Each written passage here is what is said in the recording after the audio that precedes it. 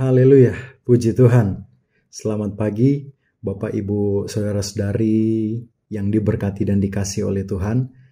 Kembali pada pagi hari ini kita berjumpa untuk sama-sama menyaksikan, mendengarkan kebenaran firman Tuhan. Tapi sebelumnya itu saya mengajak kita semua untuk kita bersama-sama bersatu hati untuk kita memuji dan menyembah Tuhan. Haleluya. Terima kasih Tuhan. Haleluya. Kami bersyukur Bapa yang baik untuk kemuliaan Tuhan. Haleluya. Oh, Yesus.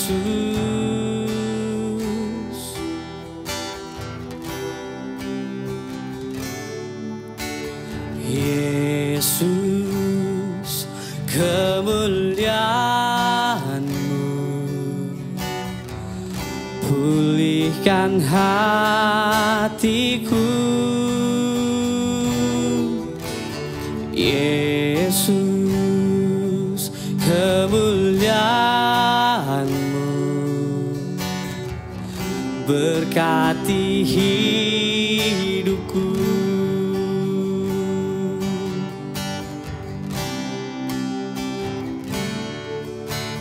Yesus, kemuliaan-Mu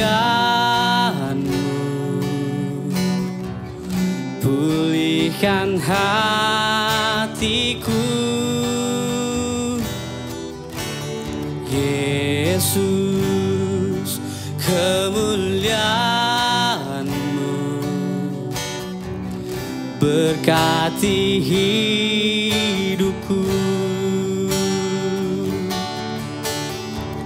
Segala pujian syukur bagimu, Kau hadir dalam hidupku. Kini ku datang sujud di hadapan-Mu, memuji-Mu, menyembah-Mu. Yesus, ku menyembah-Mu.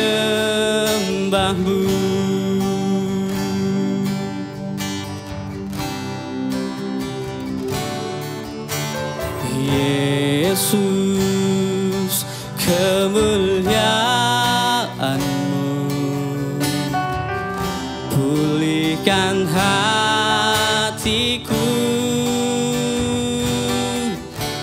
Yesus, kemuliaan-Mu berkati hidupku. Segala pujian syukur bagimu, Kau hadir dalam hidupku. Kini ku datang sujud di hadapan-Mu, memuji-Mu, menyembah-Mu. Yesus, ku menyembah-Mu.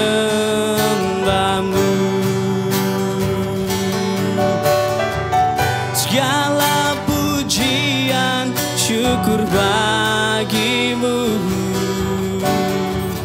Kau hadir dalam hidupku.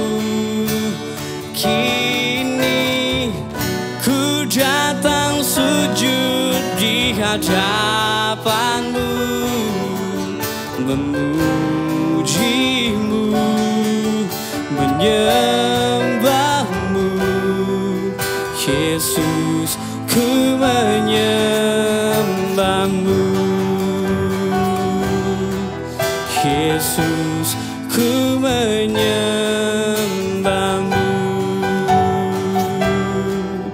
Yesus, ku menyembah-Mu.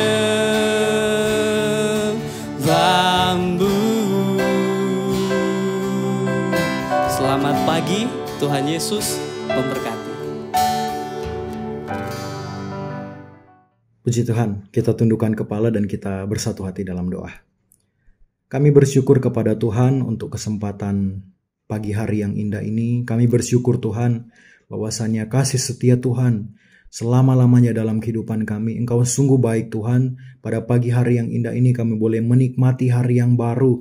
Kami menyadari bahwa semua hanya oleh karena kasih setiamu, semua oleh karena kemurahan Allah yang selalu Tuhan nyata dan limpahkan dalam kehidupan kami. Tuhan Yesus, terima kasih Bapa yang baik.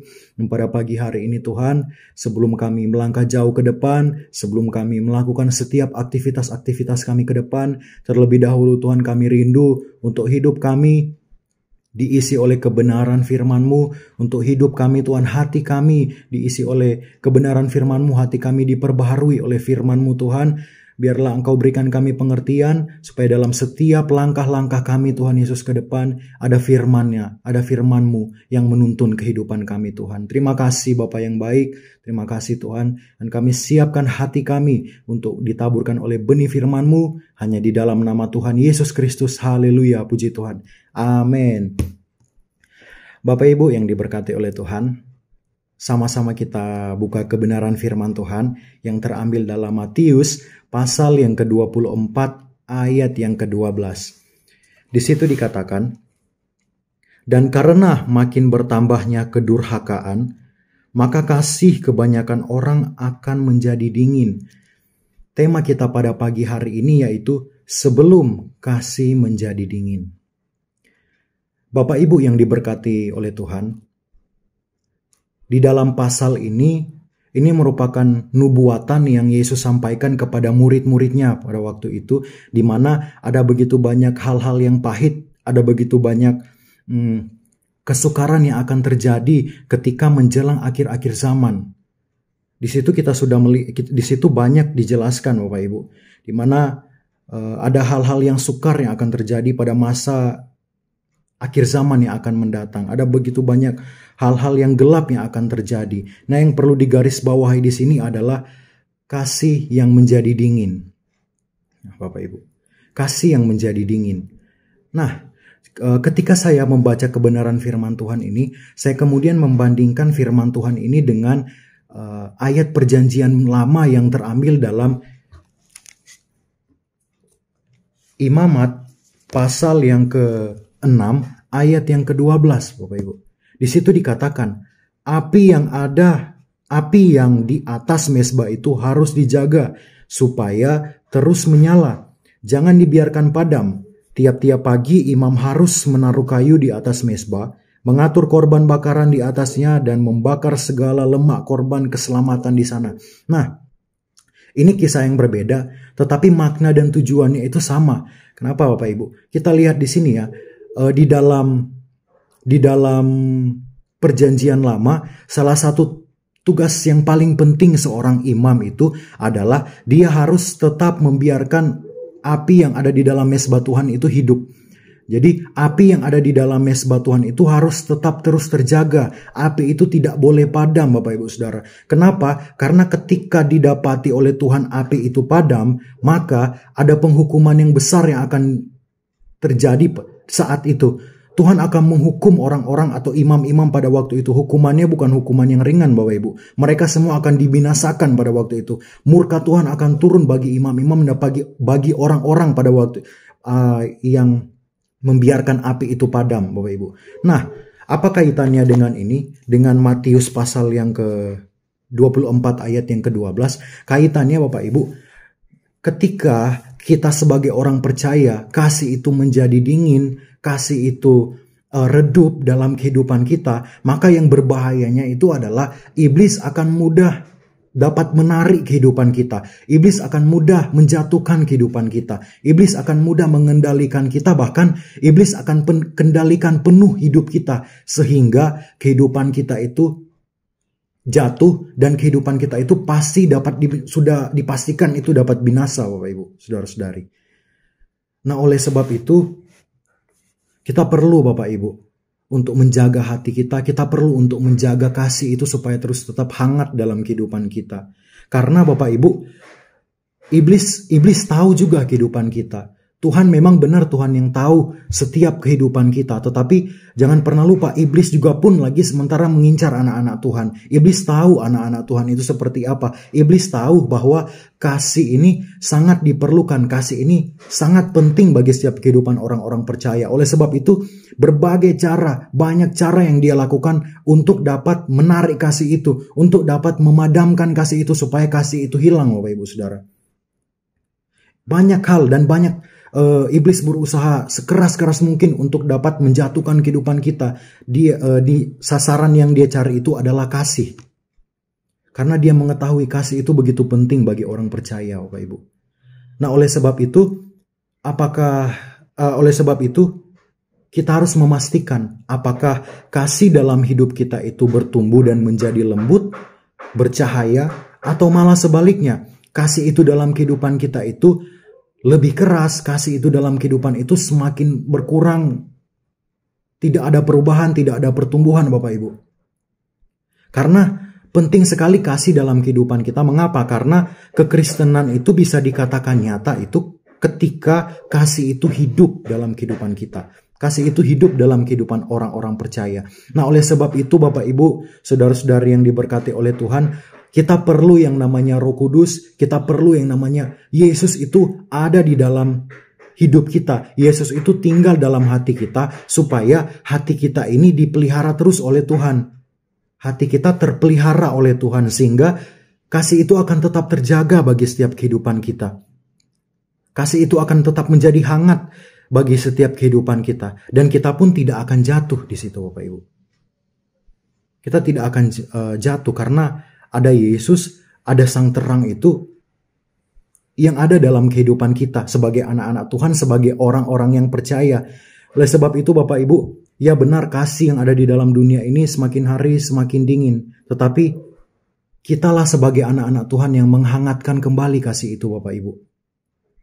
Yang kita yang sudah menerima kasih Allah itu, mari kita bagikan kepada orang-orang yang mungkin putus harapan, kasihnya itu semakin hari semakin hilang gitu, kasihnya itu semakin berkurang. Tetapi kita sebagai anak-anak Tuhan yang harus menghangatkannya kembali. Kita harus bangun kembali mereka itu supaya berada di jalurnya Tuhan, Pak Ibu.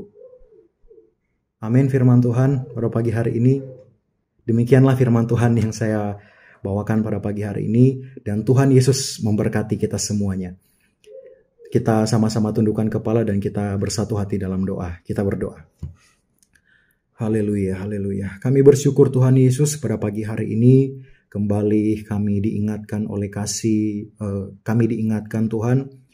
Di mana kasih Allah itu harus tetap ada dalam kehidupan kami. Kami tahu Tuhan Yesus bahwa itu bukanlah sesuatu hal yang gampang. Itu bukanlah sesuatu hal yang mudah Tuhan. Tapi kami percaya bahwa kami punya Tuhan. Kami punya Roh Kudus yang selalu memampukan kehidupan kami. Untuk hidup kami Tuhan Yesus penuh dengan kasih Allah itu. Dan kemudian kasih Allah itu kami bisa bagikan bagi semua orang Tuhan. Terima kasih Tuhan Yesus yang baik. Terima kasih Tuhan. Sekali lagi Tuhan Yesus dalam kehidupan kami. Tuhan mampukan kehidupan kami Bapa. Untuk menjalani hidup kami di hari-hari yang jahat ini. Tuhan pelihara kehidupan kami supaya kasih kami tetap terjaga di dalam tangan Tuhan. Oleh sebab itu Tuhan kami mengandalkan Engkau saja dalam hidup ini. Terima kasih Bapa yang baik. Dan pada pagi hari ini Tuhan Yesus. Mungkin ada dari antara kami Tuhan yang akan melanjutkan setiap pekerjaan kami. Bahkan melakukan setiap aktivitas-aktivitas kami ke depan. Sidang jemaat GPDT Berias Bogor, bahkan yang menyaksikan renungan pada pagi hari ini Tuhan Yesus. Biarlah Tuhan yang menyertai, Tuhan yang memberkati. Biarlah sidang jemaat kami semua tetap terjaga Tuhan Yesus dalam lindungan oleh Tuhan. Terima kasih Bapa yang baik. Kami bersyukur kepada Tuhan pada saat pagi hari ini. Dan kami mulai aktivitas kami hanya di dalam nama Tuhan Yesus Kristus. Haleluya. Puji Tuhan.